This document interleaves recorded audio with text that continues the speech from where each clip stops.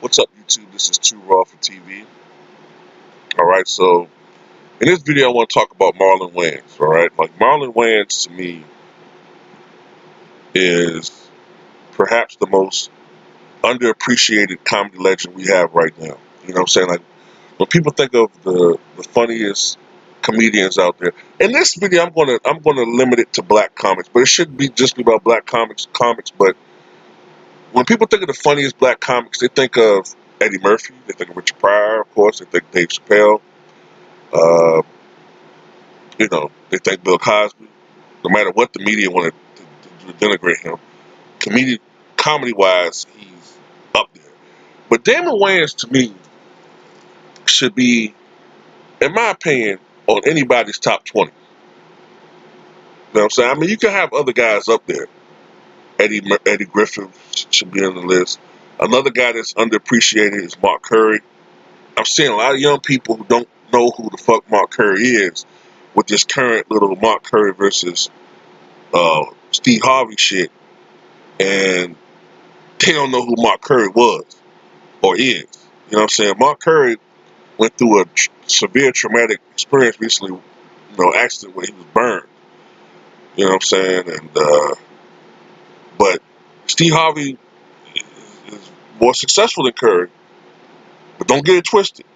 When it comes to pure comedic talent, Mark Curry runs circles around Steve Harvey. And you know what I'm saying? I don't put it past, you know, some of the rumors I hear about Steve Harvey. I ain't talking about the fact that he's an asshole. I'm talking about some other shit about how he got that bag. You know what I'm saying? He did a lot of, the rumors are true, he did a lot of sucking up to get that bag. You catch my drip. But back to Damon Wayans. So, man, now look, I know Keenan was the leader. He was the oldest. He was the first one to break into the business. He was the one that got that break on Johnny Carson, which led the way for him getting more acclaim, more recognition from those who run shit in Hollywood or whatever. He was the one who broke into the movie industry with you know Hollywood Shuffle and I'm Gonna Get You Sucker, which was a breakaway hit and a classic.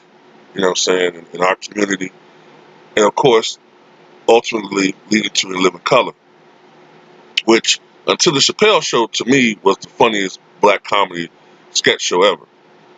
Um, but Damon to me, and all of them are funny. Keenan is very funny. Sean is very funny. Marlon is very funny. Kim Wayans is funny. She's very funny. But to me, Damon was the funniest, man. Um, One thing I remember about Damon was his stand up. And while I don't remember it as fresh as I used to, but I remember he had a lot of stand up specials on HBO back in the, I want to say very late 80s, all the way through like the mid to late 90s. I remember having a lot of stand up specials on HBO. And I just remember how fucking funny he was, man. Like naturally funny. Like I remember him making fun of O.J. Simpson, Mike Tyson. The only one I remember like fresh on top of my head is the bit where supposedly this was after the fallout where it was actually Keenan that played Mike Tyson on that Love Connection sketch. It was Keenan Ivory Wayans and he played Mike Tyson and Kim Coles. She was probably Robin Givens. That's when Kim Coles was real slender and sexy and shit. I mean, she still was sexy as shit and living single, but she, she became like a little bit of you know, a BBW by that time. But supposedly in this little scenario, and at the time it come off as a bit, you know what I'm saying, like he's making it up. He's saying that he was somewhere and in Hollywood, whatever, I guess. I forgot the fuck where he said he was at. And he said he came out of a mall, the door closed, like, And it was Mike Tyson and Tommy Hearns. He said Tyson saw him and pointed and said, "There he is." And he said they fucking ran after him and shit. And he said instead of hitting him, Tyson just put him in a headlock and shit. He said Tyson had his ass in a headlock. And he said Tyson was biting his fucking, like, his neck and shit. Like, kept biting him and shit. And he said, like, "So you just want to make fun of me, huh? You think that shit's funny, huh, Mr. Comedian? Huh, Mr. Comedian? You think it's funny? Don't do that shit anymore, Mr. Funny Man. Don't do that shit anymore. If I catch you making fun of me again, I'm gonna invent a punch to make your fucking liver bleed." And, you know, what's funny about it is the biting shit was like 4 or 5 years before the actual fight where he bit Holyfield. So you wonder now, well, was this shit kind of true, but he was just exaggerating it? You know, that's funny that he talked about the biting shit, and Tyson actually did bite motherfuckers. But but anyway though, man, yeah, his comedy was fucking funny as shit, man. Like, he was great at impersonations. He was great at ad-libbing. He was extemporaneous. And he was also good at shutting up hecklers and shit. You know what I'm saying? You could really see the influences of Richard Pryor and Damon Wayans, man. Like I said, I think his stand-up was the best out of all of the brothers. To me. You know what I'm saying? Like I said, you might not agree with that, but to me, Damon was the most talented of all of them. Even if it was just by a little bit. And like I said, when I'm saying most talented, it's like me saying, you know, if I think that Richard Pryor is a little bit more funnier than Eddie Murphy. That's not me saying like Eddie Murphy ain't funny. I'm just saying I just think Richard was the king. Some people think Murphy's the funniest. But it's not them saying that they don't appreciate Bill Cosby. You know what I'm saying? But sometimes on YouTube, man, you gotta be real careful about how you word shit. But anyway, yeah, Damon was just so funny. And then another thing, man, Damon was such a good fucking actor. He can convincingly play a super coon, like he played in Bamboozled, right? Super coon. He could uh, play a huge coon like that, but also play a guy that's militant, convincingly like Homer the Clown. At the same time, he could play someone that was super articulate, like the dude from Bamboozled, but also play the uh, the uneducated so-called militant prison inmate that he played on Living Color. The dude that always used the wrong words and mispronounced big words because he didn't know what the fuck he was talking about. He could do that shit convincingly. He could play, he could, convincingly play a homosexual, an effeminate homosexual, and Blaine Edwards with the most ridiculous get up, right? And get away with it. And then at the same time, play the most macho guys in Major Pain. And it's believable because he's such a good fucking actor. And to add to my point about how, important Damon was to that show, A Living Color, when Damon Wayans and Keenan Ivory Wayans left A Living Color after the second season, I think it was, due to creative differences with Fox, that show slowly began to decline. Like, they had to rely more and more on Jim Carrey and the guys that were the heart of that show, like Tommy Davidson. Later on, Jamie Foxx joined the cast. No. Jamie Foxx was already there. But they had to rely on those guys more, I think. Well, then Jamie joined the second season.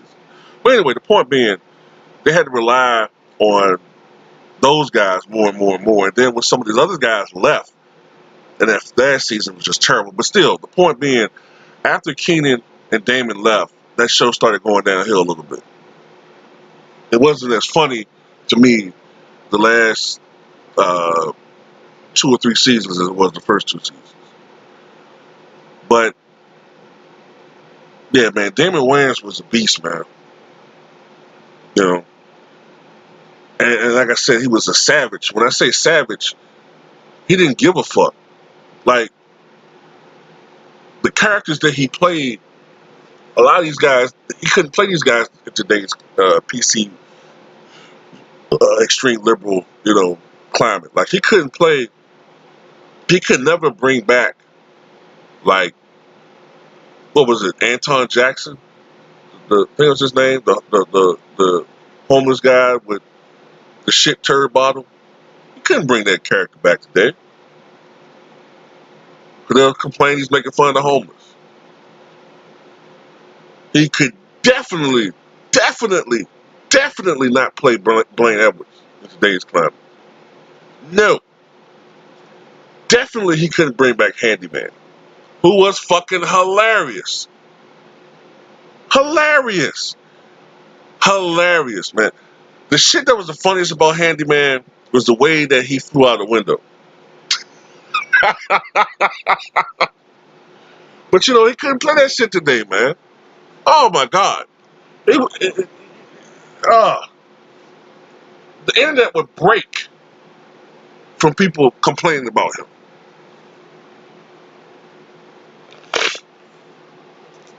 You know? But, it is what it is, man. He could do impersonations. He could do sketch comedy. He could do stand-up. He's a good actor.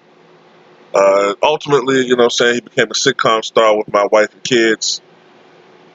And I think he was on this Fox show, what was like a TV version of Lethal Weapon.